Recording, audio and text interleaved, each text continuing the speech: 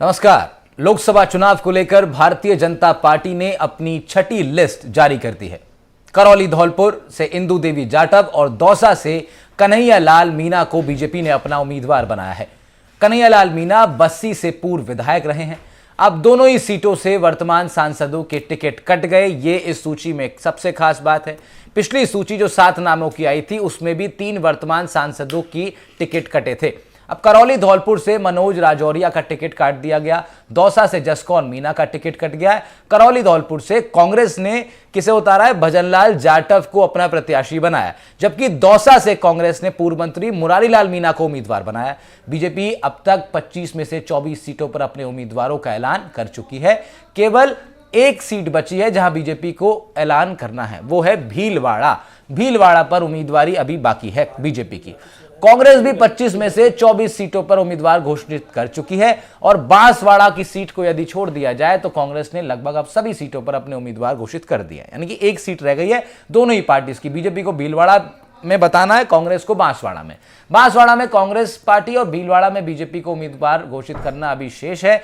और भी बहुत सारी चीजें शेष हैं जिस पर हम मंथन करेंगे, जिस पर चुनाव आज के दाव में चर्चा होगी। और सबसे पहले आपको जरा अपडेट देते, देखिए एक तस्वीर आपको खाली दिखाई ये जो दे रही है, इसलिए कांग्रेस अभी करौली धौलपुर से हालांकि कांग्रेस अपना उम्मीदवार उतार चुकी है। दौसा से देखिए कन्हैया लाल मीणा और मुरारीलाल मीणा के बीच मुकाबला होने जा रहा है।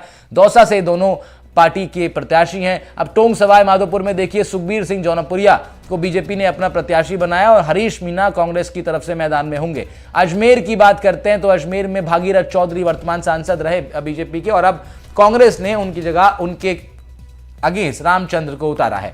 नागौर पर मुकाबला बहुत इंटरेस्टिंग होने वाला है। ज्योति मिर्धा बीजेपी प्रत्याशी हैं। आरएलपी से हनुमान बेनीवाल बन चुके हैं ऑलरेडी प्रत्याशी। पीपी चौधरी पाली से प्रत्याशी हैं बीजेपी के। संगीता बेनीवाल उनका मुकाबला करेंगी कांग्रेस के टिकट पर। जोधपुर की तरफ आ जाते हैं। जोधपुर से गजेंद्र सिंह शेखावत केंद्रीय जल शक्ति मंत्री के सामने करण सिंह उचियाड़ा कांग्रेस पार्टी की ओर से होंगे। बाड़मेर में देखिए बॉर्डर का ये क्षेत्र है। कैलाश चौधरी बीजेपी की तरफ से तो उमेदाराम बेनीवाल कांग्रेस की तरफ से हुंकार भरेंगे। जालौर पर आ जाते हैं। बीजेपी से लुम्बाराम चौधरी और वैभव गहलोत सामने होंगे। उनके वैभव गहलोत के लिए अशोक गहलोत भी लगातार प्रचार कर रहे हैं। उदयपुर में मन्नालाल रावत के सामने ताराचंद मीणा होंगे कांग्रेस की ओर से। तो उदयपुर हो, अजमेर हो, तमाम सीटों पर अब बांसवाड़ा बड़ी इंटरेस्टिंग सीट बनने वाली है, क्योंकि महेंद्रजीत सिंह मालवीय के सामने कांग्रेस किसको उतारेगी उस पर नजर रहेगी। क्या बाप के साथ वो गठबंधन कर सकती है बीजेपी के साथ, ये देखना होगा। चंद्र प्रकाश जोशी बीजेपी से होंगे। चित्तौड़गढ़ से सीपी जोशी के सामने उदयलाल आंजना कांग्रेस उम्मीदवार हैं। राजसमंद से महिमा विश्वेश्वर सिंह को इस बार बीजेपी ने टिकट दिया है। सुदर्शन रावत कांग्रेस पार्टी की तरफ से सामने होंगे। लोकसभा सीटों पर कौन कौन आमने सामने उसकी हम बात कर रहे हैं। भीलवाड़ा में देखिए बीजेपी की घोषणा बाकी है। कांग्रेस दामोदर गुर्जर पर दाव खेल चुकी है। कोटा में ओम बिरला पर बीजेपी का दाव है, तो कांग्रेस ने प्रहलाद गुंजल को अपनी तरफ खींचकर इन पर दाव चल दिया है। झालावाड़ बारा से भारतीय जनता पार्टी की ओर से दुष्यंत सिंह प्रत्याशी हैं। उर्मिला जैन भाया कांग्रेस पार्टी की तरफ से हुंकार भरेंगी। गंगानगर की तरफ आ जाते हैं। श्रीगंगानगर में प्रियंका बेलांड को बीजेपी ने अपना प्रत्याशी बनाया, तो कुलदीप इंदौरा कांग्रेस की तरफ से चुनावी मैदान में। बीकानेर अर्जुन राम मेघवाल केंद्रीय मंत्री, उनके सामने गोविंद राम मेघवाल होंगे। ये तस्वीरें, ये नाम जरा आप ठीक से देख लीजिए, क्योंकि लोकसभा 2024 का ये लोकसभा का समर। देवेंद्र झाझड़िया बीजेपी, राहुल कसवा कांग्रेस की तरफ से सामने होंगे। झुंझुनू में देखिए शुभकरण चौधरी बीजेपी की ओर से, ब्रजेंद्र ओला कांग्रेस की तरफ से लोकसभा चुनाव मैदान में होंगे। सीकर पे दबाते हैं तो सीकर में सुमेधानंद सरस्वती जो कि यहां से 2 बार सांसद बन चुके हैं, तीसरी बार हैट्रिक लगाना चाहते हैं। अमरा राम कम्युनिस्ट लीडर हैं, कॉमरेड हैं, उन पर दाव खेल रहा है। गठबंधन की सीट दी गई है। जयपुर ग्रामीण से राव राजेंद्र सिंह बीजेपी, तो अनिल चोपड़ा कांग्रेस की तरफ से चुनाव लड़ेंगे। जयपुर सबसे महत्वपूर्ण सीटों में से एक, मंजू शर्मा बीजेपी की तरफ से चुनाव लड़ रही है। प्रताप सिंह खाचरियावास कांग्रेस पार्टी ने अपना उम्मीदवार बनाया। अलवर से भूपेंद्र यादव बीजेपी की तरफ से होंगे, तो ललित यादव कांग्रेस की तरफ से इस रण में उनका मुकाबला करेंगे। भरतपुर में आ जाते हैं। भरतपुर में देखिए रामस्वरूप कोहली बीजेपी उम्मीदवार हैं। संजना जाटव कांग्रेस पार्टी की प्रत्याशी हैं। करौली धौलपुर जिसमें से एक सीट पर अभी ऐलान हुआ है, इंदु मीणा हैं ये और बीजेपी के प्रत्याशी, और उनके सामने भजनलाल जाटव कांग्रेस की तरफ से चुनावी मैदान में। कन्हैया लाल मीणा वर्सेस मुरारीलाल मीणा होने वाला है दौसा सीट पर। टोंक सवाई माधोपुर की स्थिति है कि सुखबीर सिंह जौनपुरिया और हरीश मीणा के बीच मुकाबला होगा टोंक सवाई माधोपुर में। अजमेर में देखिए भागीरथ चौधरी और रामचंद्र चौधरी की तरफ से मुकाबला होने वाला है। अब देखिए मुकाबला बहुत इंटरेस्टिंग है और ये सीट जो अभी आप स्क्रीन पर देख रहे हैं इस पर भी हम जरा खास चर्चा करेंगे। नागौर की ये सीट है जहां पर ज्योति मिर्धा के सामने हनुमान बेनीवाल सामने होंगे। क्या बीजेपी अपनी ये सीट बचा पाएगी या कांग्रेस और गठबंधन का जो दांव है वो सही साबित होगा? बहुत सारी सीटों पर तमाम दांव के ऊपर सवाल है। आज का दांव में इन्हीं सब पर बात होने वाली है। हमारे साथ कुछ खास मेहमान भी जुड़ेंगे स्टूडियो से। मेरे साथ नीरज शर्मा जुड़ेंगे, मेरे सहयोगी डॉक्टर हेमंत गोयल राजनीतिक विश्लेषक के नाते से हमारे साथ इस चर्चा में जुड़ेंगे। मदन प्रजापत प्रवक्ता है भारतीय जनता पार्टी के, यशवर्धन सिंह कांग्रेस पार्टी के प्रवक्ता है। बहुत बहुत स्वागत आप सभी लोगों का। और जैसे कि मैंने शुरुआत में कहा कि बहुत सारे दांव नीरज जी लग चुके हैं, लगाए जा चुके हैं। अब कौन सा दांव किस पार्टी के लिए सही साबित होगा यह देखना बहुत इंटरेस्टिंग होगा। सबसे पहले शुरुआत कर रहा हूं भारतीय जनता पार्टी की जो सूची आई है। 7 नामों की सूची परसों आई थी, अब 2 नामों की सूची और आ गई है। देखिए जिस तरीके से आज जो सूची जारी की है बीजेपी की ओर से 2 उम्मीदवार इसके अंदर घोषित कर दिए हैं। अब 24 सीट जो है उस पर बीजेपी अपने उम्मीदवार अभी तक घोषित कर चुकी है। इंदु देवी जो जाटव है इनको उम्मीदवार बनाया गया करौली धौलपुर सीट से, और जबकि दौसा से जो है वो भी बीजेपी ने अपना उम्मीदवार कन्हैयालाल मीणा को बना दिया है। पूर्व विधायक रहे हैं, बस्ती से भी रहे हैं, सांगनेर क्षेत्र के रहने वाले हैं। और कन्हैयालाल जो मीणा है इनका दाव जो है वो एक चौंकाने वाला माना जा रहा है, क्योंकि किरोड़ीलाल मीणा अपने भाई जगमोहन मीणा के लिए टिकट मांग रहे थे। दूसरी ओर मौजूदा जो सांसद हैं जसकौर मीणा वो भी अपनी बेटी के लिए टिकट मांग रही थी। लेकिन पार्टी ने इन दोनों का जो मामला चल रहा था इसको दरकिनार करते हुए एक नया चेहरा ला करके और सामने रख दिया, वो कन्हैयालाल मीणा के तौर पर है। निश्चित रूप से बीजेपी को यहाँ एक बड़ा बेनिफिट मिल सकता है, क्योंकि वहां पर क्षेत्रीय कुछ ऐसे समीकरण बन रहे थे कांग्रेस की ओर से। मुरारीलाल मीणा जो कि सचिन पायलट खेमे के हैं और पायलट खुद निश्चित रूप से उस सीट को जिताने की पूरी कोशिश करने के लिए क्षेत्र में जाएंगे, प्रचार करेंगे। पायलट ये वादा भी करके आए हाईकमान से। तो गुजर और मीणा जब दोनों वहां साथ में मिलेंगे, कांग्रेस की ओर से एक बड़ा प्रचार होगा। तो बीजेपी ने यहां रणनीति में फेरबदल करते हुए निश्चित रूप से कन्हैयालाल जो मीणा है इनको उम्मीदवार बनाए। तो इस रणनीति का कितना फायदा होगा ये देखना होगा। और करौली धौलपुर जो सीट है वहां पर भजनलाल जाटव के सामने अब इंदु देवी जाटव जो है ये बीजेपी की कैंडिडेट मैदान में आ गई हैं। और अभी आप देख सकते हैं कि दोनों इन मौजूदा सांसदों के टिकट काटे गए, जबकि इससे पहले जो सूची जारी की थी उसमें भी हमने देखा जयपुर शहर से रामचरण बोरा का, झुंझुनू से नरेंद्र कुमार का, और अन्य जो सीटें हैं उन पर भी कई सीटों पर जो कैंडिडेट्स हैं या जो मौजूदा सांसद थे उनके टिकट काट दिए गए थे बीजेपी की ओर से। तो इन चेहरों को रिफ्रेश किया जा रहा है। हालांकि सुखबीर सिंह जौनापुरिया जो है उनको टिकट जिस तरीके से दिया गया, और अन्य जो सीटें हैं उनके ऊपर कई भागीरथ चौधरी जैसे हैं अजमेर में, पहले कहा जा रहा था सतीश पुनिया चुनाव लड़ सकते हैं, उनको वहां पर रिपीट किया गया। 2 सीटों पर अपने प्रत्याशी भी बीजेपी ने रिपीट किए। तो बीजेपी देख रही है, सर्वे करवा रही है, पूरा विश्लेषण करके ही अपने कैंडिडेट उतार रही है। मजबूत कैंडिडेट जो है वो लाने की कोशिश हो रही है। लेकिन अब 24 सीटों पर यह मुकाबला आमने सामने रोचक होने जा रहा है। 23 सीटों पर आमने सामने प्रत्याशी भी खड़े हो चुके हैं, और 2 जो सीटें बच रही हैं, बांसवाड़ा सीट ऐसी है जो कांग्रेस के लिए मुश्किल बनी हुई है। महेंद्रजीत सिंह मालवीय बीजेपी से कांग्रेस से बीजेपी के अंदर गए और बीजेपी ने उनको टिकट दे दिया। तो उनके सामने अब कांग्रेस के पास में उम्मीदवार उतारने के लिए बहुत कुछ विचार करना पड़ रहा है। क्या अर्जुन बामणिया को दें, विकास बामणिया को दें, या कोई और जो बात चल रही है कि बीएपी से गठबंधन जो है वो कर लिया जाए। राजकुमार रोत वहां प्रत्याशी हैं भारत आदिवासी पार्टी के, तो वो गठबंधन का पेच अभी फंसा हुआ है। दूसरी ओर बात करें बीजेपी के लिए सेम स्थिति भीलवाड़ा के अंदर है, और भीलवाड़ा के अंदर यह भी चर्चा चल रही थी कि रिजू झुंझुनवाला जो है उनको टिकट दिया जा सकता है, या फिर खुद बीजेपी अपने मूल कैडर के किसी व्यक्ति को लाएगी, क्योंकि रिजू झुंझुनवाला है वो बीना काक के पूर्व मंत्री के दामाद भी रहे और उद्योगपति तो हैं ही। तो वहां क्षेत्र के अंदर क्योंकि टेक्सटाइल नगरी भीलवाड़ा है, तो वहां से कोई अच्छे उद्योगपति को या अपने पार्टी संगठन के किसी कार्यकर्ताओं को बीजेपी वहां से टिकट दे सकती है।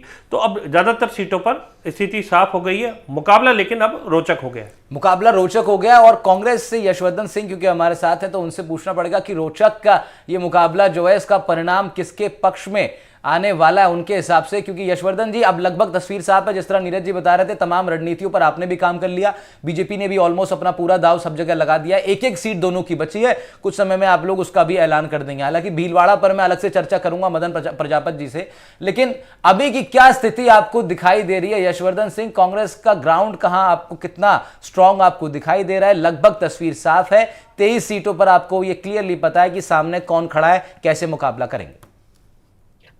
राहुल जी, मैं पहले दिन से बात कह रहा हूं कि जो एक परसेप्शन बनाया गया वो पूरी तरह खंडित हो चुका है सत्ता पक्ष का, और कांग्रेस बहुत मजबूत स्थिति में आ चुकी है। और पिछले 10 दिन में तो ग्राउंड पर पूरा का पूरा पलट गया है सारा सीन ही।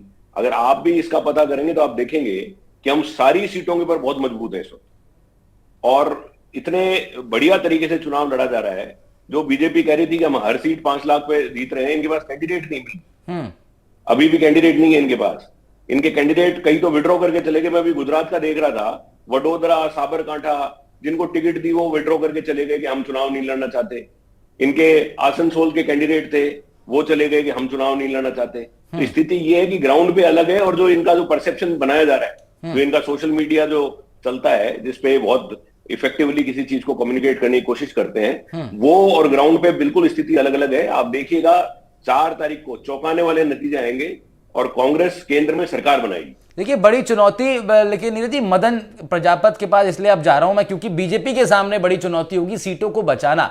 मतलब आप ऑलरेडी आप डिफेंडिंग चैंपियन है बेसिकली ना। अगर हम टूर्नामेंट्स के स्पोर्ट्स के हिसाब से नजर से देखें तो बीजेपी डिफेंडिंग चैंपियन है इन 2500 सीटों पर। तो डिफेंडिंग चैंपियन के ऊपर ज्यादा प्रेशर रहता है। मदन प्रजापति कांग्रेस पार्टी जैसा कि वो दावा कर रही है कि सिर्फ सोशल मीडिया के आपके प्रोपेगेंडाज से उसके कार्यकर्ता दबने वाले नहीं है, घर बैठने वाले नहीं है, बल्कि इनफैक्ट बीते कुछ दिनों से राजस्थान में कांग्रेस पार्टी और ज्यादा सक्रिय दिखाई दे रही है। और अब जिस तरह अलग अलग सीटों पर जो नाम कांग्रेस ने दिए हैं, वो भी ये दिखाता है कि उन्होंने भी अपनी रणनीति पर मजबूती से काम किया है। क्या कांग्रेस आपकी स्ट्रैटेजी को डिकोड कर चुकी है? क्या इस बार उसका परिणाम देखने को मिल सकता है या आप रोक लेंगे? देखिए राहुल जी, देश के यशस्वी प्रधानमंत्री माननीय नरेंद्र मोदी जी की योजनाएं और अंतिम पंक्ति में बैठे हुए व्यक्ति को जो लाभ पिछले 10 सालों में मिला है, पिछले 10 सालों के अंदर माता और बहनों को दुआ से आजादी मिली, जनधन खाते के तहत उनको बैंक के द्वार तक पहुंचाया गया, और शौचालय जैसी सुविधाएं जो है माननीय प्रधानमंत्री जी की तरफ से दी गई। किसान की जो है आय दुगनी हुई, और नीम कोट यूरिया आज जो सीटें आई हैं, आज जिन सीटों पर ऐलान किया आप लोगों ने, इंदु देवी को आपने अपना उम्मीदवार बनाया। आपने इंदु देवी को अपना उम्मीदवार बनाया, आपने आज 2 जगह अपनी सीटें फाइनल कर दी। इससे पहले भी 7 सीटों पर किया था। आप सुनेंगे मेरे, आपने सवाल किया तो जवाब सुन लीजिए राहुल।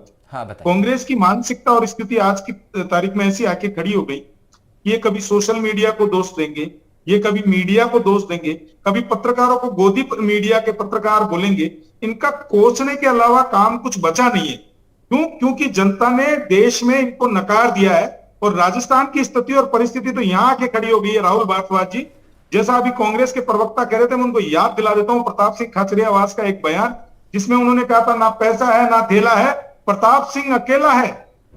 अब वो ना तो उनके पास में पार्टी है, जिस को जयपुर शहर का सांसद का टिकट दिया था सुनील शर्मा को, वो सुनील शर्मा ये कह रहा था कि मेरे साथ में कांग्रेस पार्टी खड़ी नहीं है, मेरे साथ कांग्रेस पार्टी नहीं खड़ी। और 2 दिन पहले चुनाव में टिकट देते हैं और 2 दिन बाद में बदल के किसी और को दे देते हैं। तो ये हताशा और निराशा दोनों साफ तरीके से झलक रही है। और कांग्रेस की स्थिति है कि राजस्थान के मुख्यमंत्री अशोक गहलोत जी जो रहे, 3 बार के मुख्यमंत्री रहे अशोक गहलोत जी, वो अपने बेटे को चुनाव नहीं जिता पाए पिछली बार, और इस बार भी डर ऐसा बैठा है राहुल जी कि जोधपुर से चुनाव नहीं लड़ाया गया, जाके और दूसरी जगह चुनाव लड़ा रहे, और वहां पे अशोक गहलोत जी अपनी जी और जान झोंक चुके हैं। जो पार्टी परिवार तक और परिवार के तो ठीक है, अपनी स्ट्रैटेजी पे वो लोग काम कर रहे हैं मदन भाई, वो भी अपनी स्ट्रैटेजी पे काम कर रहे हैं। आप भी फ्री हैं, आप लोग भी अपना गणित लगाने में फ्री है, वो लोग भी अपना गणित लगा रहे हैं। जहां लड़ने के लिए आपके पास में व्यक्ति नहीं है, कोटा और दिल्ली की सीट के ऊपर आपको प्रधानमंत्री जो बीजेपी चाहे व्यक्ति वो चाहिए लड़ने के लिए। जयपुर शहर में पहले सुनील शर्मा को टिकट देते हैं, बाद में प्रताप सिंह खाचरियावास जी को टिकट देते हैं। मैं वही आपको बता रहा हूं कि आज राजस्थान में पूरे देश के अंदर स्थिति ऐसी हो गई है कि एक 50 साल का अपरिपक्व बालक को पूरी जनता ने नकार दिया है, और कांग्रेस लगातार उसको प्रधानमंत्री बनाने के लिए लगी हुई है।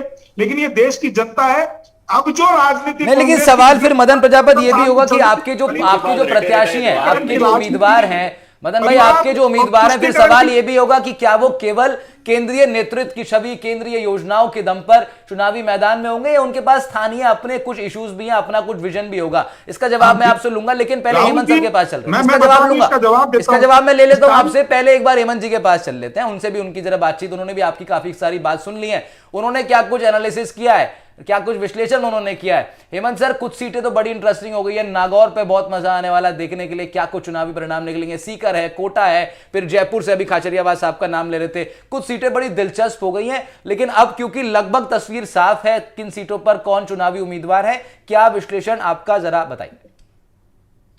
देखिए राहुल जी, कांग्रेस के पास मुझे तो कोई रणनीति नजर आती नहीं है। अशोक गहलोत साहब 3 बार के मुख्यमंत्री, केंद्र में मंत्री रहे, वो केवल आज की तारीख में जालौर सिरोही वैभव गहलोत की सीट पर उनका फोकस है। वो कांग्रेस के स्टार प्रचारक हैं, लेकिन वो किसी और सीट पर चुनाव प्रचार करने नहीं जा रहे। वो केवल अपने बेटे को जिताने के लिए वोट मांग रहे हैं, और वहां कह रहे हैं कि मैंने आपका अपना बेटा आपको सौंप दिया, अब आपको देखना है कि कैसे ये जीते। और वहां पर भी उनके खिलाफ कांग्रेस के लोग खड़े हो गए। लाल सिंह राठौर जो जालौर कांग्रेस कमेटी के उपाध्यक्ष हैं, वो बीएसपी से टिकट लेकर और वैभव गहलोत की चिंताएं बढ़ा देते हैं। तो अब दूसरी तरफ बीजेपी, अब देखिए बीजेपी ने माइक्रो मैनेजमेंट ऐसा किया है, 8500 8500 शक्ति केंद्र बना दिए, और हर एक शक्ति केंद्र के साथ 5-7 बूथ को जोड़ दिया। हाँ। तो एक तरह से हर एक बूथ तक बीजेपी का कार्यकर्ता पहुंच गया, पन्ना प्रमुख और बूथ प्रमुख। इस तरह से जो इनका माइक्रो मैनेजमेंट है ना, वो ये अपनी कमजोरी को ताकत में बदलने का मादा रखते हैं। लेकिन कांग्रेस वाले अपनी ताकत को भी कमजोरी में बदलने का शगल इन्होंने पाल रखा है। अब देख लीजिए सीकर, अरे सीकर से गोविंद सिंह डोटासरा सर चुनाव लड़ लेते भाई, आपने अमराराम को वो सीट गठबंधन में दे दी, उस सीपीएम को आपने गठबंधन में सीट दे दी, जो सीपीएम आपके सो कॉल्ड आला कमान राहुल गांधी के खिलाफ बाईगाट में प्रत्याशी उन्होंने खड़ा कर दिया। अरे सीकर में अमराराम को कुल महज 32,000 वोट 2019 के चुनावों में मिले, और आप उनको खड़ा कर रहे हैं। गोविंद सिंह डोटासरा खड़ा हो जाते ना, क्या दिक्कत थी खड़ा होने में? जोधपुर से अशोक गहलोत खड़े हो जाते ना, कोटा से शांति धारीवाल खड़े हो जाते ना। शांति धारीवाल, अब देखिए ना प्रहलाद गुंजल को, वो बीजेपी मूल के हैं और वो कांग्रेस ज्वाइन कराते हैं। शांति धारीवाल की मंशा नहीं थी कि प्रहलाद गुंजल यहाँ पर कांग्रेस ज्वाइन करे। आप ये कह रहे हैं सर, हेमंत भाई आप ये कह रहे हैं कि कुछ सीटों पर कांग्रेस पार्टी ने जो अपनी रणनीति लगाई है, वो जो गणित बैठाया है, वो गणित कहीं ना कहीं आपको कमजोर दिखाई दे रहा है, और कहां पर कमजोर। ठीक है, छठी लिस्ट थी ये बीजेपी की। मैं चर्चा इससे पहले किन्हीं और तमाम विषयों पर जाए, क्योंकि चुनावी माहौल है, लोकसभा का रण है, बहुत सारे विषय, लेकिन सबसे बड़ी जो अपडेट है, जरा पहले एक बार उस पे आ जाते हैं। और नीरज सर, क्योंकि इंदु देवी जाटव अब देखिए प्रत्याशी सामने, दौसा से कन्हैयालाल मीणा, इन 2 सीटों पर पर्टिकुलरली मैं आपका विश्लेषण जानना चाह रहा हूं। देखिए, कन्हैयालाल मीणा पूर्व में भी विधायक रहे हैं, बीजेपी के अच्छे बड़े नेता के रूप में इनकी जो छवि है वो बनी हुई है, और लो प्रोफाइल नेता है, तो इनको यहाँ पर टिकट दिया गया है दौसा में। जबकि किरोड़ीलाल मीणा अपने भाई जो है जगमोहन मीणा, उनके लिए टिकट मांग रहे थे। जबकि इसी तरीके से मौजूदा जो सांसद है जसकौर मीणा, वो भी अपनी बेटी के लिए टिकट मांग रही थी। लेकिन यहाँ पर पार्टी ने अपने कार्यकर्ता का ध्यान रखते हुए कन्हैयालाल मीणा को मैदान में उतारा है। करौली धौलपुर से इंदु देवी जाटव को मैदान के अंदर उतारा गया है, ये भी बीजेपी की कार्यकर्ता है। तो निश्चित रूप से जब भजनलाल जाटव यहाँ मैदान में उतारा गया और बीजेपी को रणनीति के तहत महसूस हुआ कि जाटव वहां कैंडिडेट उतारा गया है, अगर दूसरा कोई प्रत्याशी उतार दिया तो नुकसान हो सकता है, तो जाटव समाज से ही एक बेटी को लाकर के आगे बढ़ा दिया गया। तो ये चीज रणनीति जो है देखने को मिली, और यहां से मौजूदा सांसद का टिकट काटा गया, सबसे बड़ी बात यह। तो सांसद का टिकट काट करके कार्यकर्ता को आगे बढ़ाना, ये बीजेपी के अंदर जो रणनीति है वो लगातार चल रही है। इससे एक तो जो मौजूदा जो सांसद होते हैं, यदि उनके खिलाफ कहीं एंटी इनकम्बेंसी का माहौल होता है, या फिर सर्वे रिपोर्ट जो है बीजेपी की यदि वो ठीक नहीं होती, तो इसके तहत ये प्रयोग बीजेपी में किया जाता है। कांग्रेस के अंदर इस तरह के स्टेप जो है वो जल्दी से उठाए नहीं जाते। हालांकि अब की बार कांग्रेस ने भी ये किया है कि पिछली बार क्योंकि लगातार 2 बार से कांग्रेस के कैंडिडेट हार रहे थे, तो कांग्रेस में भी इस बार ये किया गया है कि कैंडिडेट बदले गए हैं और नए फ्रेश कैंडिडेट देने की कोशिश की गई है। तो निश्चित रूप से इन दोनों सीटों पर दूसरा ये है कि एक एसटी से हैं और एक एससी से हैं आज जो ये घोषित किए गए हैं, तो आदिवासी और दलितों के अंदर मैसेज देने के लिए भी ये जो चेहरे हैं इनके अंदर बदलाव किया गया है। और निश्चित रूप से अब ये मुकाबला जो है दोनों जगह पर रोचक होगा ही, और देखने लायक अब राजस्थान का ये लोकसभा का चुनाव हो गया है, क्योंकि कैंडिडेट जो हैं दोनों तरफ से बराबर टक्कर वाले कैंडिडेट जो हैं अब की बार मैदान के अंदर नजर आ रहे हैं। किसका पलड़ा भारी रहेगा, हालांकि मुद्दों के आधार पर देखा जाए तो चूंकि लोकसभा का चुनाव जो होता है वो राष्ट्रीय मुद्दों के आधार पर होता है, और वहां पिछले 2 बार का रिकॉर्ड जो है वो बीजेपी के पक्ष में जाता हुआ नजर आता है। लेकिन अब की बार में राजस्थान के अंदर जो कांग्रेस पार्टी है वो विपक्ष के अंदर बैठी हुई है। राजस्थान विधानसभा चुनाव के अंदर कांग्रेस की हार हुई थी, तो इस बार कांग्रेस पार्टी ये चाहती है कि ज्यादा से ज्यादा जो सीटें हैं उस पर अपना कब्जा जमाया जाए। उसी रणनीति के तहत इस बार कांग्रेस ने ये दाव चला है। अब जनता जो है राजस्थान की उसको डिसाइड करना है कि किस आधार पर कौन से मुद्दे होंगे जिनके आधार पर चुनाव के अंदर मतदान होगा। लेकिन ज्यादातर देखा यह जाता है कि राष्ट्रीय मुद्दों के आधार पर लोकसभा चुनाव के अंदर मतदान होता है। नहीं तो यशवर्धन साहब, क्या क्या इस चीज का, पहले तो ये बताइए, ये बात तो बिल्कुल क्लियर है ना भाई, लोकसभा चुनाव का जो मतदाता है वो राष्ट्रीय पर्सपेक्टिव को ध्यान में रखते हुए वोट डालता है। तो आप लोगों ने जो अपने उम्मीदवार घोषित किए हैं, जहां गठबंधन की सीटें दी हैं, जिसकी चर्चा भी हेमंत सर भी कर रहे थे, तो क्या वहां पर आपका यह आकलन है कि वहां आपकी जो जनता है वो आपके उम्मीदवार को जितवा पाएगी? कि आपके पास ऐसी स्थानीय मुद्दों पर, वो राष्ट्रीय मुद्दों पर वहां पर आपका पकड़ जाहिर हो रही है?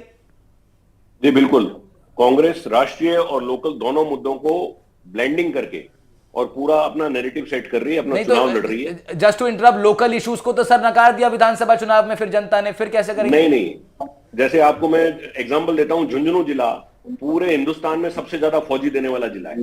आज वहां अग्निवीर वाला सबसे बड़ा इशू है कि 4 साल की एक तरीके से संविदा पर आपने फौज को कर दिया, तो झुंझुनू के हर गांव में इस चीज का विरोध है। तो ये नेशनल इशू भी है और हमारा लोकल इशू भी है। ये इशू बांसवाड़ा में नहीं हो सकता, बांसवाड़ा के अलग इश्यूज हैं। तो हम वही करेंगे, नेशनल और लोकल दोनों इश्यूज के ऊपर काम चल रहा है। और मैं एक बात और कहना चाहूंगा, अभी आपके राजनीतिक विश्लेषक महोदय ने पहले से ही, अभी तो चुनाव शुरू ही हुआ है, इन्होंने कह दिया गहलोत साहब कहीं जाएंगे नहीं। तो चलिए इनकी बात मान लेते हैं, तो वसुंधरा जी झालावाड़ से बाहर ही नहीं जाएंगी, फिर वो उनको कहां बुला रहे हैं लोग?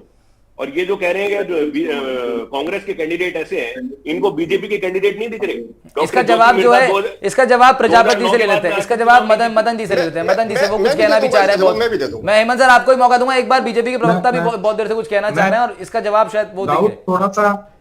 थोड़ा सा टाइम दीजिएगा, मैं पूरी बातों का जवाब देता हूँ। पिछली बार का भी जवाब देता हूँ, इस बार का भी जवाब देता हूँ। मेरे मित्र ने कहा कि लोकल मुद्दे होते हैं, और झुंझुनू के अंदर सेना का मुद्दा बहुत है, फौजी का मुद्दा बहुत है। देखा है यशवर्धन जी, राजस्थान ने आपकी नियति देखी है। देश के ऊपर सर्वोच्च बलिदान देने वाली वीरांगनाओं को आपने किस तरीके से सड़क पे बाल पकड़ के खींचा है, किस तरीके से आपने अपमानित किया है इस राजस्थान की धरा को, वो पूरे देश, राजस्थान की जनता ने देखा है। इस देश की जनता ने देखा है कि किस तरीके से आप आर्मी चीफ को सड़क का गुंडा बोलते थे, तो सेना का कितना सम्मान आपके दिल में है। आपने तो पूरी सेना खत्म कर दी अग्निवीर बना के। अब सुन लीजिए, ये झुंझुनू की बात कर रहे हैं, ये सिक्कर, मैं सिक्कर की बात करता हूँ। सिक्कर में 5 विधानसभाओं के अंदर चुनाव जीत के आए थे, और आज डर की स्थिति ऐसी है कि जिस सीपीएमआई के तहत ये चुनाव के लिए सीट छोड़ रहे हैं, अपना विपक्षी दल जो दूसरी जगह राहुल गांधी के खिलाफ कैंडिडेट खड़ा कर रहे हैं, दूसरी स्टेट में इनके आमने सामने चुनाव लड़ेंगे, और यहाँ जिसका एक सीट का भी कभी वर्चस्व नहीं रहा, उसके लिए ये सिक्कर की सीट छोड़ रहे हैं। इनको पता है कि सिक्कर में जीत नहीं सकते, क्योंकि गोविंद सिंह डोटासरा का मोरिया अब दोबारा राजस्थान की जनता बुलाने वाली है। दूसरा, बांसवाड़ा की अगर अपन बात कर लें, वहां भी इनकी स्थिति ऐसी है कि बाप के लिए सीट छोड़ने के लिए तैयार है। तीसरा, नागौर की स्थिति आप देखिए कि नागौर में भी 5 विधानसभाओं में चुनाव जीते हुए हैं, लेकिन स्थिति ऐसी है कि नागौर में भी अपना प्रत्याशी उतारने की हिम्मत नहीं कर पा रहे। मैं फिर कहता हूं, कोटा के अंदर भाजपा के लाए हुए प्रत्याशी को चुनाव में उतार रहे हैं। देश की जनता ने आज ये है कि जो पिछले इतने कम समय में राजस्थान के मुख्यमंत्री माननीय भजनलाल जी ने जो कार्य किए हैं, ये पूर्वी राजस्थान से वोट की फसल काटना चाहते थे विधानसभा के चुनाव में, ईआरसीपी का मुद्दा करते रहे, लेकिन इन्होंने इनका वोट की फसल काटना था हमारे। ये भी बड़ी इंटरेस्टिंग पॉइंट, ये भी बड़ी इंटरेस्टिंग बात है। हेमंत जी खत्म कर दिया। हेमंत जी, मदन जी जो कह रहे हैं, मदन जी कह रहे हैं कि भजनलाल शर्मा की सरकार जो बहुत कम समय में जिसने इमेज ऐसी बनाई है कि बहुत अच्छा वो इफेक्टिवली काम कर रही है, ये भी बड़ा एक इशू रहेगा मतदाता के दिमाग में। अगर भजनलाल सरकार वो पॉजिटिव इमेज क्रिएट करने में कामयाब रही है, ये युवाओं के पेपर चोरी करके खाते थे इनके तो मंत्री। उसका इम्पैक्ट भी पड़ेगा भजनलाल हेमंत जी भाई, ने ये भी एक गुंडों एड ऑन के रहेगा फिर निकाल यहाँ के बीजेपी के लिए। सलाखों के पीछे पहुंचाने का काम करा। बिल्कुल बिल्कुल, मैं कह रहा हूँ भजनलाल जी हेमंत ने सर, पीछे पहुंचाने का काम किया। ठीक है मतलब भाई, इनके ठीक है मंत्री हेमंत जल सर, जीवन ये मिशन भी के एक अंदर इम्पैक्ट घोटाला रहेगा, करके लेकिन और सवाल अमृत ये है नल कि योजना कहते हैं जल नहीं पहुंचने दिया। भजनलाल ठीक है जी ने मदन जी, वापस ठीक है। केंद्र से पैसा मांग के और उन माता और बहनों का दर्द समझा जो एक सर पे एक मटकी राहुल जी, ऊपर से मुझे दो भी बोलने का मौका मटकी दीजिएगा। मटकी उतारने ठीक का है मदन काम जी। देश के प्रधानमंत्री और राजस्थान का मुख्यमंत्री कर रहा है। ठीक ये है। वो लोग हैं जो कानून व्यवस्था को चरमरा के रख दिया था। मुख्यमंत्री जी आंख पे पट्टी राहुल बांध जी, के दूसरे को धृतराष्ट्र बोलने बन के का बैठे मौका मैं बैठे। बिल्कुल यशवर्धन जी आपको मौका दूंगा। मदन भाई आपके पास लौट के आ रहा हूं, आपकी बात सुन ली। हेमंत सर, मैं कह रहा हूं कि ये कुछ इश्यूज हैं बीजेपी के पास, लेकिन एट द एंड तो मतदाता का जो काउंट होगा वही डिसाइड करवाएगा। सरकार की। मदन भाई और आपको कांग्रेस आवाज की आ रही है सरकार मेरी? आपको आवाज आ रही है रुकेंगे मेरी? नहीं, लगातार बोलेंगे। आपको आवाज आ रही है? सुना कीजिए। बोलने के साथ साथ एक और होता है ना हमारे पास इंद्री कान की, उसका भी हमको ध्यान देना है सर, जैसे हम लोग भी दे रहे हैं। नहीं कान का हेमंत ध्यान राहुल जी, जो सर, हेमंत सर, अगर बोलते तो आप मेरा ठीक है, वाक्य मैं पूरा आपको हो फिर जाए। मौका, आपको मौका दिया तो था एंकरिंग के मेरे ऊपर हम भाई, लोग- आपको दिया तो देखिए था, अब आप राहुल जी, सुनोगे। हम मीडिया को गोदी मीडिया या ये नहीं कहते हमको नहीं दिखाते, अब ये रुकेंगे लेकिन नहीं। हमारी बात तो पूरी लगातार होने बोलिए। आपकी दीजिए। बात पूरी तो हो ये गई, कहते आपकी हमको बात बोलने होने नहीं दूंगा देते, पूरी, हमको बिल्कुल तो दोबारा बोलने आपके देते, पास हमारे को आऊंगा। वाकई पूरा नहीं मदन करने भाई देते, दोबारा देखो आपके क्या पास हुआ। आऊंगा, दोबारा आपके पास आऊंगा। बुलवाइए, बुलवाइए। हेमंत सर, मैं ये कह रहा हूं कि ये भी एक बड़ा इंपैक्टफुल पॉइंट रहेगा कि भाई भजनलाल सरकार का जो काम है वो भी मतदाताओं के दिमाग में रहेगा, पर at the end of the day जो मतदाताओं को गणित है वो भी देखना पड़ेगा। जैसे नागौर है, अब नागौर में मैक्सिमम जो मतदाता है वो जाट समुदाय से, लेकिन सेकंड नंबर पर फिर मुसलमान भी है, और गठबंधन की सीट पर जब कांग्रेस उतार रही है आरएलपी प्रमुख को वहां पर, तो क्या वो वहां पर नागौर के लिए पर्टिकुलरली मैं कह रहा हूं, तो वहां पर क्या बीजेपी को एक मतलब पलटवार का भी सामना करना पड़ सकता है, क्या हार का भी सामना करना पड़ सकता है ऐसी सीटों पर? इसका जवाब मैं आपसे लूंगा। देखिए राहुल जी, मैं बार बार जिम्मेदारी के साथ ये बात कह रहा हूं कि कांग्रेस के पास कोई रणनीति नहीं है। अब नागौर सीट की आप बात करें तो हनुमान बेनीवाल, जिन्होंने कांग्रेस की आला कमान तक को कटघरे में खड़ा किया, अशोक गहलोत को हनुमान बेनीवाल पानी पी कर गाली बकते रहे, और उनके साथ ये गठबंधन करते हैं। क्या इनके पास अपना कोई प्रत्याशी नहीं था क्या? क्योंकि ज्योति बिरला के सामने कोई बड़ा प्रत्याशी कांग्रेस से चुनाव लड़ने को तैयार नहीं था, और कांग्रेस का एक बड़ा वर्ग, एक बड़े नेता हनुमान बेनीवाल के साथ गठबंधन करना भी नहीं चाहते थे। हम जयपुर की बात करें, अरे जयपुर में आपने प्रताप सिंह खचरियावास को पहले उतार दिया होता तो शायद बेहतर होता। अब आप सुनील शर्मा कहते हैं कि सब में 3 पीढ़ी हमारी कांग्रेस में है। प्रताप सिंह खचरियावास तो 2 दशक से कांग्रेस में है, वो तो भैरव सिंह शेखावत के भतीजे और बीजेपी संघ पृष्ठभूमि के परिवार से आते हैं। आप उनको सुनील शर्मा की बजाय उतार देते हैं, और वो तो सुनील शर्मा तो अब शशि थरूर पर भी हमलावर हो रहे हैं। वो कहते हैं कि जिस जयपुर डायलॉग्स की वजह से मेरे से टिकट वापस ले लिया कांग्रेस ने, शशि थरूर जवाब दे कि क्या वो जयपुर डायलॉग से बिजनेस क्लास की प्लेन की टिकट और 5 स्टार होटल की फैसिलिटीज नहीं मांग रहे हैं क्या? अब शशि थरूर को जवाब देना चाहिए। और दूसरी तरफ ब्राह्मण वर्ग, जो कांग्रेस समर्थित ब्राह्मण थे, वो भी अब नाराज होकर बीजेपी के साथ चले जाएंगे। तो कांग्रेस तो एक तरह से जीती हुई बाजी हार जाती है। अब मान लिया कि दौसा की सीट है या फिर करौली धौलपुर की सीट है, ये दोनों सीट ऐसी है, ये कांग्रेस मिजाज वाली सीट है। यहां पर निश्चित रूप से बीजेपी ने इन दोनों सीटों को सी ग्रेड में रखा था। यहां पर इनको बीजेपी को काम करने की ज्यादा जरूरत है। लेकिन अब चूंकि ईआरसीपी योजना का आगाज राजस्थान सरकार ने कर दिया, और पूर्वी राजस्थान के लिए ईआरसीपी योजना तो एक अमृत के समान, एक वरदान के लिए समान है। तो अब, और चूंकि भजनलाल शर्मा पूर्वी राजस्थान से आते हैं, तो क्या वो पूरा जोर नहीं लगाएंगे क्या? अब आपने करौली धौलपुर में, चूंकि Khiladilal Bairwa already BJP join कर चुके हैं, क्या वो बीजेपी का साथ नहीं देंगे? वो बैरवा समाज से आते हैं। तो इस तरह से ये जिस तरह की, अब आप दौसा को ले लीजिए, दौसा में नरेश शर्मा जो कांग्रेस से टिकट मांग रहे थे, वो मुरारी लाल मीणा के खिलाफ हमलावर हो चुके हैं, और हो सकता है वो निर्दलीय ताल ठोक दें। तो तमाम इस तरह की बातें हैं। तो कांग्रेस के पास स्ट्रेटेजिकल फेल्योर बहुत ज्यादा है। इनके लोग कोई स्ट्रेटेजी, क्योंकि अब सचिन पायलट आपने छत्तीसगढ़ भेज रखा है, 7% गुजर वोट है राजस्थान में, क्या उनकी आपको चिंता नहीं है क्या? आपने सचिन पायलट को तो राजस्थान से बिल्कुल तड़ी पार कर दिया। तो अब जोधपुर से वैभव गहलोत चुनाव हारते, अरे भाई जालौर सुरई से कौन से जीत जाएंगे, लेकिन अब वहां से वो शिफ्ट हो गए। एक बहुत बड़ा मैसेज ये गया कि इनके पास अपना खुद के बेटे को ही जिताने की स्थिति में नहीं है। क्या इतनी बड़ी हार हो रही थी जोधपुर में वैभव गहलोत की? और फिर वो भी तब जब पहले से ही एक इमेज बिल्डअप हो रहा है कि कांग्रेस की जो टॉप लीडरशिप है वो तो मैदान में उस रूप में सक्रियता उसकी दिखाई नहीं दे रही है जिस रूप में देनी चाहिए, और फिर वैभव गहलोत की भी सीट बदल देना, तो वो जिस तरीके से हेमंत जी बता रहे हैं कि वो फिर यही पोर्ट्रे होता है कि जो है आप कहीं ना कहीं अंदर से ही संगठन की जो एक तरीके से जो विश्वास है वो कहीं ना कहीं डामाडोल दिखाई पड़ता है। यशवर्धन जी, आप जवाब दे रहे थे। डॉक्टर हेमंत गोयल साहब ने मत महेंद्रजीत मालवीय के शायद भाषण नहीं सुने जो उन्होंने भाजपा, आरएसएस, मोदी के खिलाफ दिए, या ओम प्रकाश राजभर वाले भाषण भी आपने सुने नहीं जो कि उन्होंने मोदी और योगी जी के खिलाफ इतने गंदे गंदे भाषण दिए। उनके साथ इन लोगों ने अलायंस किया बीजेपी ने, और महेंद्रजीत मालवीय के साथ उनको पार्टी में लिया, उनको टिकट दी। दूसरी बात, मदन प्रजापति जी कह रहे थे नॉर्थ ईस्ट में भाजपा की सरकारें हैं, वहां पे वो कैंडिडेट उतारने को तैयार नहीं है बीजेपी, वो अलायंस में देने को तैयार है कि आप लोग लड़ दो, हम लड़ेंगे नहीं। इनके गुजरात जो अपना बेशन बताते हैं वहां पे कैंडिडेट भाग गए टिकट देने के बाद। तो ये जो स्ट्रेटेजी की बातें कर रहे हैं, अभी तो फार्म भरे जा रहे हैं, उसके बाद में सारे राष्ट्रीय और राज्य के नेता प्रचार करेंगे, सारी चीजें करेंगे। तो आप पहले से ही बायस्ड होकर और पहले से ही इस तरह का एक नैरेटिव सेट कर दो कि भाई ये तो कुछ नहीं कर रहे हैं, तो कुछ नहीं कर रहे हैं, तो फिर आप लोगों इस बीजेपी को अभी तक कैंडिडेट क्यों नहीं मिला, और ये फिर कांग्रेस से आए थे कैंडिडेट क्यों ले रहे हैं फिर? और जिन पे ईडी सीबीआई की जांचें बिठा रखी हैं उनको जबरदस्ती बीजेपी ज्वाइन करवा रहे हैं। आदमी इनके पास बचे नहीं। एक वसुंधरा जी इनकी टॉल लीडर है, वो झालावाड़ से बाहर निकलेंगे नहीं, उसके अलावा इनके पास कोई नेता नहीं है। और आप जो भजनलाल सरकार की बात कर रहे थे, मैं कह रहा हूं कोर्ट की फटकार के बाद तो अटॉर्नी जनरल नियुक्त हुआ है, इनसे पूरी तरह फेल हो चुका है। विधायक मंत्री की तरफ देखते हैं, मंत्री मुख्यमंत्री की तरफ, और मुख्यमंत्री दिल्ली की तरफ, पूरा पैरालिसिस हो रखा है पूरी गवर्नमेंट को।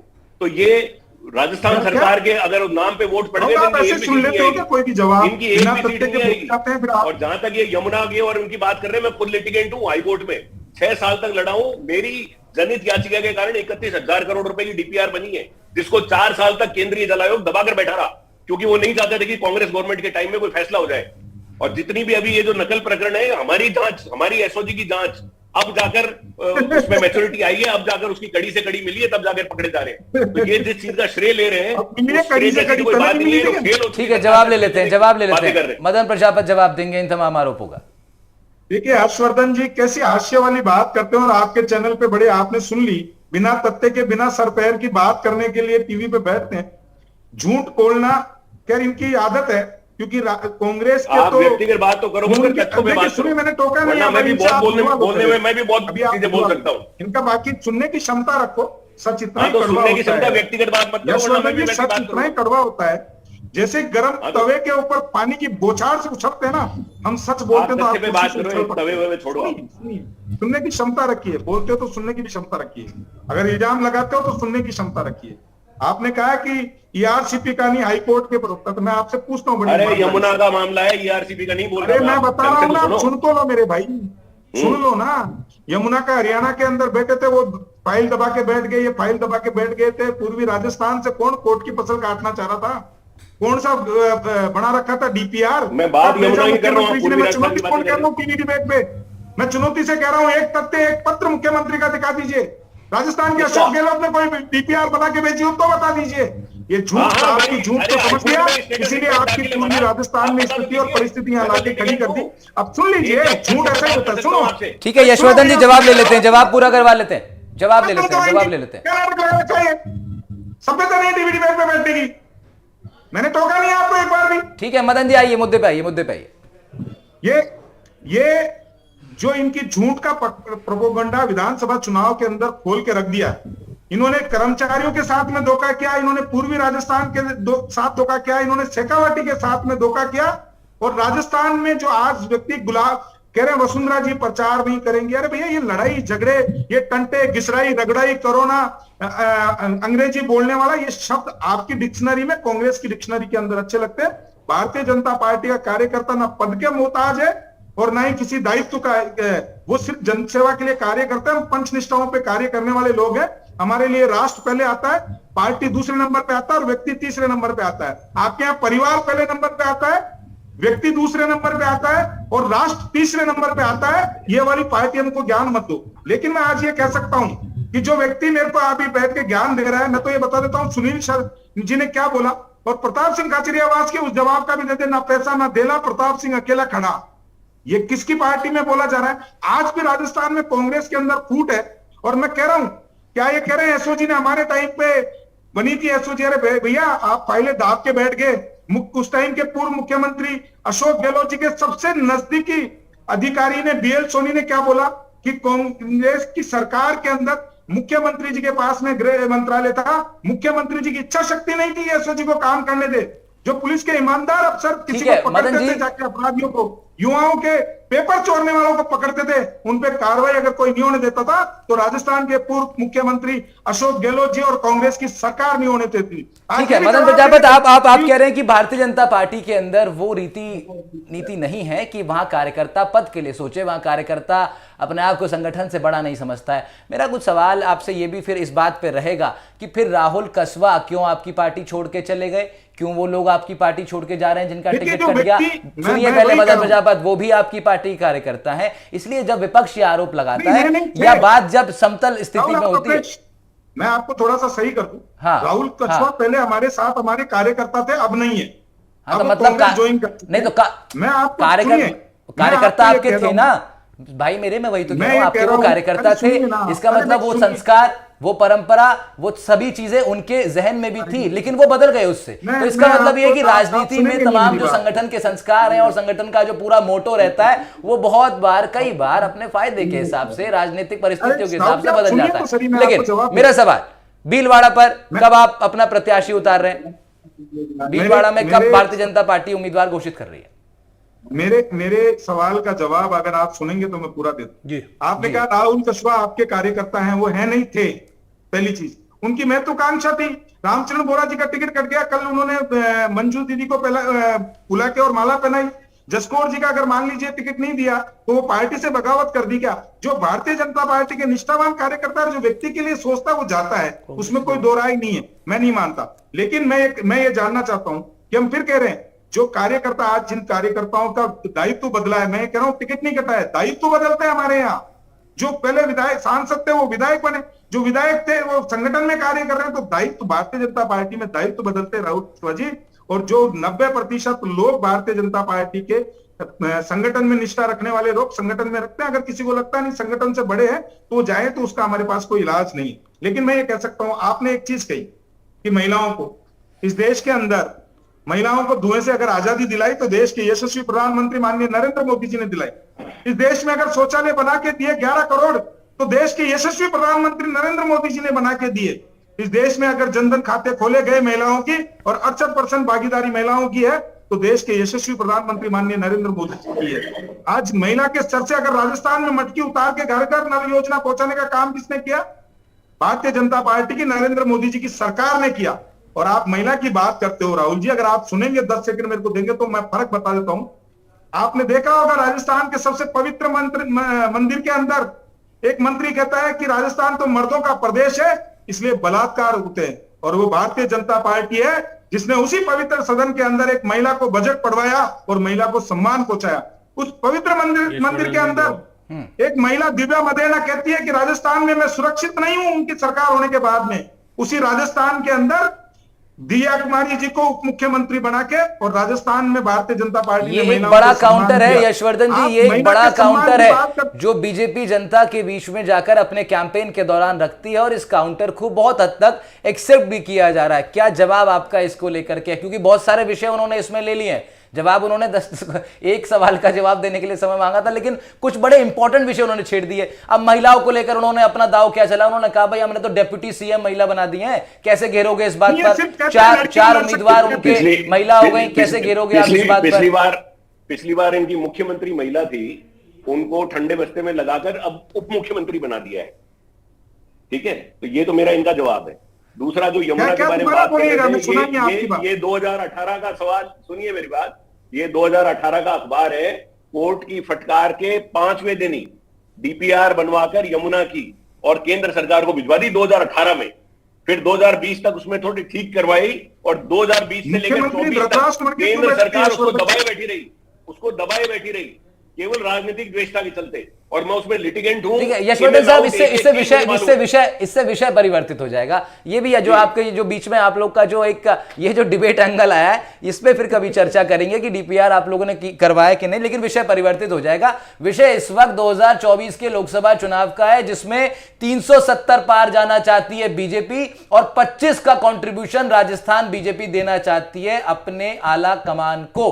दे पाएगी क्या चुनौती उसके सामने? कांग्रेस कितना उसको ब्रेकआउट कर पाएगी? वापस आ रहा हूं, एक छोटे से ब्रेक के लिए रुक रहे हैं। सभी मेहमान हमारे साथ जुड़े हुए हैं, बने रहिए आप भी। बहुत बहुत शुक्रिया सभी लोग का पहले कर रहा हूं कि आप लोग लगातार जुड़े हुए हैं और जुड़े रहिएगा। स्टूडियो से हमारे साथ आप बने हुए हैं, और क्योंकि बहुत दल अदला बदली का दौर भी हमेशा चलता है, चाहे विधानसभा चुनाव हो या लोकसभा चुनाव हो। कई लोगों ने अपने दल बदले हैं, कई लोगों को तो उनकी मंजिल मिल गई, लेकिन कुछ ऐसे भी हैं जो अधर में अटके हुए हैं। उनका क्या होने वाला है? उसमें बाबूलाल कटारिया भी एक महत्वपूर्ण नाम है। उनका क्या होगा अभी, क्योंकि कई लोग को तो टिकट मिल गए, महेंद्र जीत सिंह मालविया तो प्रत्याशी बन गए, लेकिन कुछ ऐसे नाम हैं जो दल बदल के आए लेकिन खाली हाथ हैं अब भी। देखिए, निश्चित रूप से ये सवाल जो है वो बड़ा मुंह भाए खड़ा है कि लालचंद कटारिया का अब क्या होगा, क्योंकि ना तो अपने घर के रहे और ना बीजेपी में आने के बाद में अब तक उनको कोई पद मिल पाया है। बातचीत ये चल रही थी, प्रहलाद गुंजल इसी तरीके से बीजेपी से कांग्रेस में आए तो उनको कोटा से टिकट दे दिया गया है। महेंद्र जीत सिंह मालवीय इसी तरीके से बीजेपी के अंदर गए तो उनको टिकट मिल गया बांसवाड़ा से,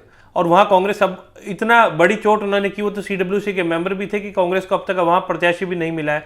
देख रहे हैं अभी भी कि वहां के अर्जुन बामणिया को दिया जाए, उनके बेटे विकास बामणिया को देकर दिया जाए, या किसी और चेहरे को, जो कि बातचीत चल रही है कि बीएपी के साथ गठबंधन कर लिया जाए, भारत आदिवासी पार्टी के राजकुमार रोत वहां पर उम्मीदवार पहले से घोषित है। इसी तरीके से लालचंद कटारिया के साथ ये संकट खड़ा हो गया है कि अब वो कहाँ जाए। राजेंद्र यादव भी इसी तरीके से गए थे बीजेपी के अंदर लालचंद कटारिया के साथ, उनके भी अभी तक कोई जिम्मेदारी नहीं मिली। तो ये दायित्व जो है वो कब तक मिलेंगे, क्योंकि महत्वाकांक्षाओं की अभी बात चल रही थी, तो ये महत्वाकांक्षाएं तो नेताओं के अंदर होती है निश्चित रूप से। इसीलिए जो नेता है वो पार्टी बदलता है या फिर बदलाव करता है, वो कोई समाज सेवा के हिसाब से नेता ये नहीं देखता कि इस पार्टी से उस पार्टी में चले जाए। राजनीति में आए तो राजनेता को राजनीति करने के लिए ही बदलाव की जरूरत होती है।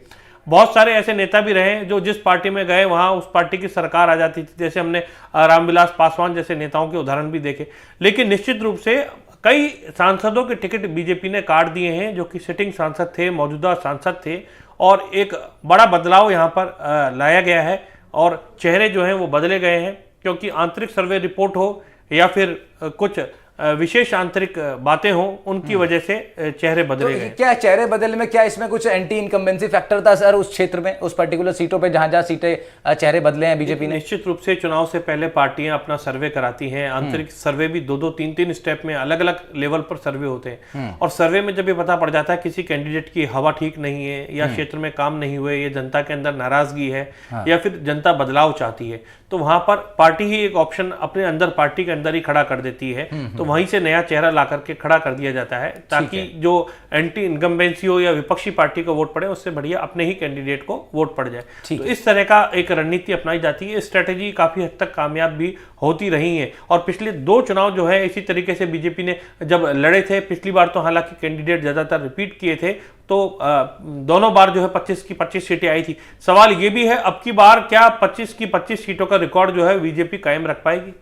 ये तो सवाल है ही, और इसी सवाल के इर्द गिर्द अब सभी चीज चल रही है। मदन भाई, बिल्कुल एक बार मैं आपको हेमंत जी के पास जा रहे हैं, उसके बाद मदन जी कुछ कहना चाह रहे हैं, उनके बाद लौटेंगे। लेकिन हेमंत सर, एक बात पर हम लोग चर्चा नहीं कर रहे हैं, और वो हालांकि उस पर चर्चा होती भी कम है, वो सब बैकएंड में काम चलता है। राष्ट्रीय स्वयंसेवक संघ का हम जिक्र नहीं करते हैं राजस्थान की जब चर्चा होती है, और संघ ने अब भीलवाड़ा देख लीजिए, भीलवाड़ा पर बीजेपी ने अब तक अपना कैंडिडेट नहीं दिया है। हेमंत सर, विधानसभा चुनावों में विट्ठल जी के नाम पर संघ की सहमति नहीं थी और बीजेपी ने उनको उम्मीदवार बनाया, वहां उनको हार मिली। क्या ये तमाम सीटों पर, मैं आपसे ही समझना चाह रहा हूं कि संघ के पदाधिकारियों के साथ और जो समन्वय टीम बैठती है संघ और बीजेपी की, उन लोगों ने सहमति के साथ ये सीटें दी हैं, या कुछ सीटों पर कहीं विवाद है? मैं इनसाइड क्या है जानना चाह रहा हूं आपसे हेमंत जी। देखिए राहुल जी, इस बात को तो बिल्कुल स्वीकार करना पड़ेगा कि जितनी भी सीटें घोषित हो रही हैं, जितने भी उम्मीदवार घोषित हो रहे हैं, वहां पर संघ की राजनीति बहुत अहम होती है। अब आप जयपुर को ले लीजिए, जयपुर में जो मंजू शर्मा को टिकट मिला है वो खास तौर से संघ की सुझाव से मिला है, वरना तो यहाँ पर पूजा कपिल मिश्रा का कहते हैं कि टिकट लगभग फाइनल हो चुका था। लेकिन चूंकि मंजू शर्मा संघ की पसंद मानी जाती है और संगे चूंकि भंवरलाल शर्मा उनके जो पिताजी हैं वो 6 बार एमएलए रहे, बहुत ही प्रिय चेहरा थे। अब आप भीलवाड़ा की बात कर ले, दौसा की बात कर ले, जो कन्हैयालाल मीणा को टिकट दिया वो भी संघनिष्ठ व्यक्ति है। तो तमाम सीटें हैं, निश्चित रूप से संघ की राय को महत्व दिया जाता है। और उसके बिना तो, क्योंकि देखिए ना, जो अनसीन हीरो जो बीजेपी में जिनको माना जाता है वो संघ के कार्यकर्ताओं को माना जाता है। वो भली फ्रंट में नहीं होते, लेकिन घर घर तक जाकर और पार्टी प्रत्याशी को जिताने का जिम्मा संघ के लोग लेते हैं। वो भली सामने नहीं आते, लेकिन उनकी जो रणनीति होती है उस रणनीति के तो आसपास कांग्रेस के कार्यकर्ता पहुंच ही नहीं सकते। ये एक दिक्कत है। और मैं हमेशा एक बात और राहुल जी कहता हूं कि देखिए, बीजेपी अपने कामों से जीत रही है, अपने राष्ट्रवाद के नाम से जीत रही है, वो सब बातें अपनी जगह ठीक है, लेकिन बीजेपी कांग्रेस की गलत हरकतों से भी जीत रही है। अभी आप लेटेस्ट लीजिए। नहीं हेमंत सर, क्योंकि समय कम है, मैं एक और, क्योंकि हमेशा क्यूरोसिटीज में डालता रहता हूं बीच में आपके जवाबों में, क्या बीजेपी के सामने इस चुनाव में कोई चुनौती नहीं है, आप ये कहना चाह रहे हैं? नहीं, चुनौती है। मैंने कहा चुनौती है, बहुत सारी चुनौतियां हैं। आप ले लीजिए दौसा और करौली धौलपुर सीट को आप ले लीजिए, बिल्कुल चुनौती है। लेकिन बीजेपी चुनौती से मुकाबला करने का मादा रखती है, हार को जीत में बदलने का मादा रखती है। और मैंने पहले भी कहा कि कांग्रेस को अपनी ताकत को कमजोरी में बदलने का शगल पाल लिया। जैसे उनको कोई शौक है कि नहीं, हम तो बीजेपी से पहले हम देश को कांग्रेस मुक्त भारत बनाना चाहते हैं, जैसे उनको खुद को ये शौक है। बीजेपी ने तो नारा दिया, लेकिन वो खुद बहुत ज्यादा हड़बड़ी में है। ये मैं बार-बार ठीक है हेमंत सर, ठीक है। मेरे पास सिर्फ 30 सेकंड बचे हैं, मैं 10 सेकंड दोनों लोग को देना चाहता हूं। 10 सेकंड मदन जी आपके पास। प्रहार कांग्रेस पर मत कीजिएगा, अपनी बात रखिएगा, वरना फिर काउंटर में समय चला जाएगा। जी मदन जी। मैं सिर्फ अपनी बात रखता हूं राहुल। हम सपने नहीं हकीकत बुनते हैं, इसीलिए जनता हमको चुनती है। ये तुष्टीकरण, भ्रष्टाचार और परिवार को बढ़ावा देते हैं, इसीलिए जनता इनको नकारती है। हम 400 पार जो है पिछले 10 साल के कार्यों के ऊपर मांगते हैं, और ये जनता से वोट परिवार के नाम पे मांगते हैं। यही बड़ी लाइन का फर्क भारतीय जनता पार्टी और कांग्रेस में। तो यशवर्धन जी, इन्होंने तो अपनी 4 लाइनों में अपने मुद्दे भी रख दिए, और मैंने मना किया था प्रहार मत कीजिएगा, लेकिन वो भी इन्होंने बड़ी चालाकी से देखिए कर दिया है। तो ये बीजेपी करने में कामयाब हो जाती है, क्या आप एनालाइज कर पा रहे हैं इस बात को? राजसमंद से पत्नी को टिकट दे दिया, उनके पति बीजेपी से एमएलए है, वो इनको परिवारवाद नहीं। अरे बीजेपी किसको टिकट देती है, इससे क्या मतलब है? आप अपनी बात रखो ना। लोकसभा चुनाव में टिकट दे दिया, वो परिवारवाद नहीं दिखता। चलिए छोड़िए, हमारे मुद्दे हैं। 45 साल में देश में सर्वाधिक बेरोजगारी इस वक्त चल रही है। अश्वत्थामा जी, परिवारवाद इसको नहीं कहते हैं। ठीक है मदन जी बोलने दीजिए, समय कम है। मदन भाई बोलने दीजिए, काउंटर का समय नहीं रहेगा मेरे पास, फिर काउंटर का समय नहीं रहेगा मेरे पास। यशवर्धन जी को बोलने दीजिए। ठीक है, 45 साल में सर्वाधिक बेरोजगारी आपका बड़ा मुद्दा रहेगा, और बताइए। बिल्कुल। और हमारे यहाँ जो पानी का बड़ा संकट राहुल गांधी बड़ा मुद्दा हमारे एरिया में, वो रहेगा।